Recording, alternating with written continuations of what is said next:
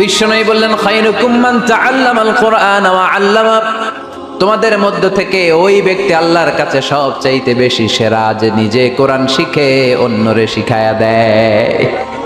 আপনি কোরআন শিখলে আপনি সেরা, আবার আপনি যদি শিখায়া দেন তবেও আপনি সেরা।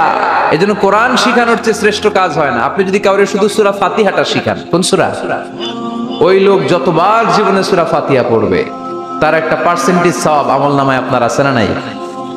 আবার ওই লোক যদি কাউরে এই সূরা ফাতিহাটা শিখায়, আবার যারে শিখালে এ যদি আবার আরেকজনরে শিখায়, এভাবে যতজনকে শিখাবে প্রত্যেকের সওয়াব থেকে একটা পার্সেন্টেজ সওয়াব আপনার আমলনামায় দিয়ে দিবে কে?